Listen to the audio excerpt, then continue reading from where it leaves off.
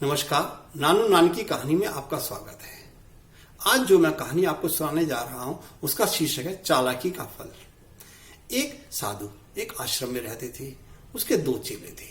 दोनों चेले मिलजुल कर रहते थे और साधु की बहुत सेवा करते थे। साधु भी अपने चेलों से बहुत खुश था।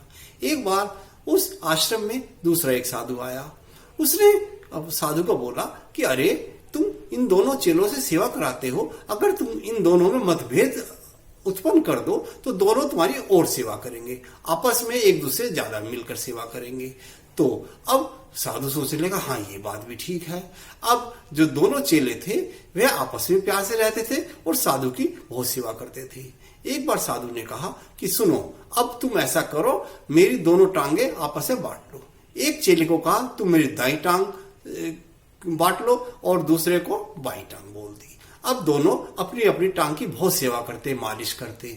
अब एक बार क्या हुआ कि साधु बोला दाई टांग वाले चेले से कि अरे बाई टांग वाली मेरी टांग बहुत मजबूत है, ये चेला बहुत अच्छी मालिश करता है, तू कम करता है इसलिए कमजोर होती जा रही है। तो वह चेला अपनी टांग की खूब और ज्यादा मालिश करने लगा। इससे कभी वह दाई टांग को मजबूत होता था, कभी बाई टांग को। अब दोनों चेले अपनी अपनी टांग की बहुत ज्यादा मालिश करते और बहुत दबाते। अब वह बहुत ही खुश था कि देखो वह मुझे दूसरा साधु ऐसा मंत्र दे गया, मेरी पहले से अब ज्यादा सेवा हो रही है। तभी एक बार क्या हुआ कि एक काम से साधु ने एक चेले को शहर में भेज दिया। अब वह दोपहर तक नहीं आया। तो अब खाना खाने के बाद साधु लेट गया और अपने चेले से बोला कि अरे मेरी टांग दबाओ। उसकी बाई वाली टांग थी, वह बाई वाली टांग अच्छी तरह दबाने लगा, मालिश करने लगा। जब 15-20 मिनट हो गए तो वह बोला अरे भाई एक काम कर, अब तू दाई टांग भी दबा मेरी।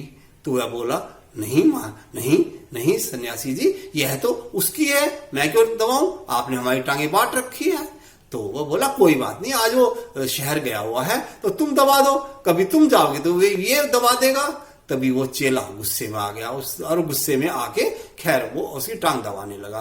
तभी उसको लगा कि अरे हम आपस में, क्योंकि अब वो दोनों में आपस में प्यार नहीं रहा था, क्योंकि साधु कभी इसको डांटता था कभी उसको डांटता था। अब उसने उस पर तेल लगाकर जोर से, इतनी जोर से टांग मरोड़ी कि वह टांग में फ्रैक्चर आ गया। और साधु कर्रा उठा, अरे अरे मार दिया जालिम, तूने तो मेरी टांग तोड़ दी, क्या किया। तो वो बोला मैंने आपको कहा था ना ये टांग उसकी है, मेरी नहीं है, मेरी तो ये वाली टांग है। तभी थोड़ी देर बाद दूसरा चेला भी आ गया। अब साधु जोर जोर से कर्रा रहा था, रो रहा था, क्या हुआ। वह चेला बोला अरे क्या हुआ। तभी साधु ने सारी बात बता दी कि ऐसे ऐसे उसने तुम्हारी वाली टांग तोड़ दी। उसने कहा हाँ इसकी ये मजाल, इसने मेरी टांग तोड़ी, अभी इसको मजा चखाता हूं। और वह दूसरी तरफ गया और बाई टांग पकड़ के उससे भी मरोड़ दी दूसरी तरफ, वह भी टांग टूट गई। अब साधु की दोनों टांग टूट गई। अब वो बोला अरे मार दिया जालिम, मार दिया। तो अब साधु इस अवस्था में था कि वह उठकर बैठ भी नहीं पा रहा था। तभी वह दूसरा साधु जिसने इस साधु को मंत्र दिया था कि दोनों चेलों में मतभेद उत्पन्न कर दो और तुम्हारी ज्यादा सेवा करेंगे ये, वह आया। तो तभी वह साधु बोला अरे जालिम तू मुझे क्या बता गया, ये दोनों इतने प्यार से रहते थे हैं और तू अपने आप को बहुत चालाक समझता है और तेरे चक्कर में आके देख मेरी आज दोनों टांग टूट गई। अब वह साधु भी उसकी तरफ देख के बहुत ही दुखी था। अब लेकिन क्या कर सकते थे, अब वह साधु बहुत लाचार हुआ।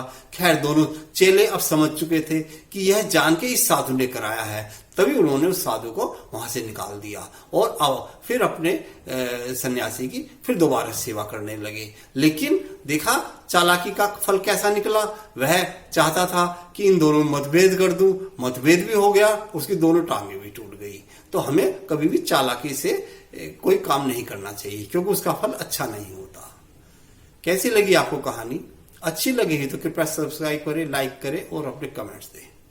नमस्कार।